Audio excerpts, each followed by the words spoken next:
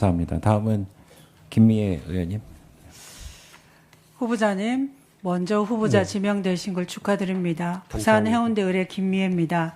감사원장의 가장 중요한 덕목이 뭐라고 여기십니까? 직무상의 독립성과 정치적 중립성을 지켜내야 하는 소신과 의지고 네. 국민을 위해서 일 잘하는 공직사회를 구현시키는 그러기 위해서는 역량을 갖춰야 감사원장 한다 개인의 생각합니다. 도덕성, 청렴성 역시 중요하겠죠. 네, 명심하고 있습니다. 원장이 도덕성, 청렴성이 담보되지 않았는데 정치적 중립성, 독립성 운운하면 내로남불, 위선자라고 비판받습니다. 그렇죠?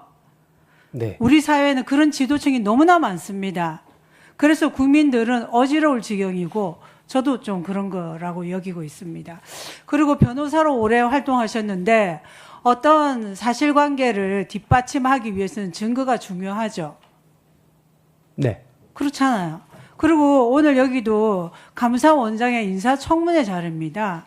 감사원장께서 말씀하신 그런 중요한 덕목을 과연 구현해낼 수 있는지 그 자격에 적합한지를 판단하기 위해서 자료 제출을 요구한 겁니다.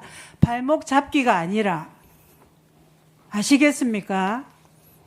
위원장님께서도 아니, 그러니까 그 말씀을 이해하셨습니까? 발목 잡기가 아니라 원장께서 말씀하신 정치적 중립성, 독립성을 구현하기 위한 그 자격을 갖췄는지 검증하기 위해서는 자료 제출이 필요하다는 겁니다. 아시겠습니까?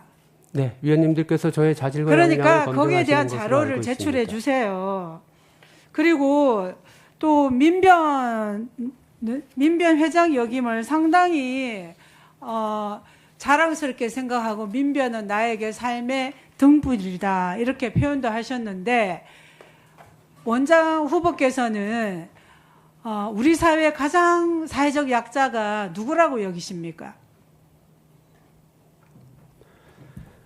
사회적 약자도 매우 다양한 그렇죠. 듯합니다. 다만 그렇지만 제가 볼 때는 목소리 내지 못하는 대상이라고 여깁니다. 그렇겠죠? 네, 자신의 목소리를 지니기도 힘든 분들이 많이 있는 것으로 알고 스스로도 있습니다. 목소리 못 내고 집단적으로도 목소리 못 내는 사람보다 더 사회적 약자가 있겠습니까?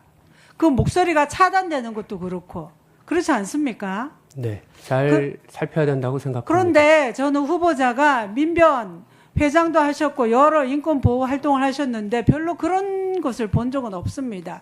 집단적인 목소리를 내는 분들을 위해서는 활동을 하신 것 같은데 그래서 제가 볼 때는 태어나자마자 살해당하거나 안타깝게 죽임을 당하거나 버려지는 아기들이 있어요. 그에 대해서는 민변은 오히려 반대하는 목소리를 낸 적이 있습니다. 그리고 또 하나 24년에 대한변협에서 북한 인권 백서를 발간했는데 보셨습니까? 발간이 된 사실은 알고 있습니다. 그러니까요. 웃겨요. 제가 볼 때는 북한 주민에 대한 인권 침해보다 심각한 저는 대상이 없다고 여기는데 거기에 대해서 왜 침묵하는지 인권 보호 대상도 선택적이라고 여겨집니다. 그래서 저는 반드시 정치적 중립성, 독립성을 견지하시길 다시 한번 촉구드립니다. 그리고 SK 하이닉스의 산업보건검증위원회 사회자문위원으로 2014년부터 1년 동안 활동을 하셨습니다. 그렇죠? 네, 그래서 저는 이때 어떤 일을 하셨는지 객관적으로 검증할 수 있는 자료를 요구했는데 전혀 제출하지 않았어요. 그리고 1년 하면서 2,400만 원 받은 것 같은데 맞습니까? 정확한 액수를 기억하지는 않지만은 자문위원 활동 그리고 또 활동과 관련해서 그런데 왜 수당을 받긴 했습니다. 질의를 하고 요청을 했는데 확인을 안 합니까? 돈 받은 거는 확인이 될 거 아닙니까? 통장 내역 보면 되겠죠. 그것도 확인 안 하셨어요? 제가 추가로 좀 살펴보고 제출드릴 이런 수 거는 좀 있으면 제출하세요. 제출하겠습니다. 제가 SK 보니까 1년 동안에 7인에게 사회에 걸쳐서 600만 원씩 지급했다고 하는 거 보니까 출석을 4번 했는지 뭐 어떤지 모르겠고 통상적으로 저도 위원회 활동을 하면 출석할 때 그때 일정한 여비를 줍니다. 저는 변호사시들의 능력이 없어서 그런지 몰라도 7만 원, 10만 원 받았습니다. 그런데 여기 보니까 한 번 하면은 600만 원 받은 것 같아요. 1년에 2,400만 원 정도 되고 2014년에 우리 국민 중위소득입니다. 2,450만 원이. 그런데 2,400만 원 상당히 많이 받은 것 같습니다. 그래서 이러한 오해를 받기 싫으면 자료를 제출하시면 됩니다. 그렇지 않다라고 아시겠죠? 몇 번 회의를 출석했는지 어떤 일을 하셨는지 관련 자료를 제출해 주시기 바랍니다. 아니면 이렇게 오해할 수밖에 없는 거예요. 한 번 출석하고 600만 원 받았다라고 오해할 수 있잖아요.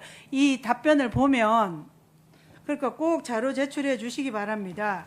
그리고 SK 하이닉스에 이게 자문위원을 활동을 하셨는데 어떤 일이 가장 보람이 있었습니까?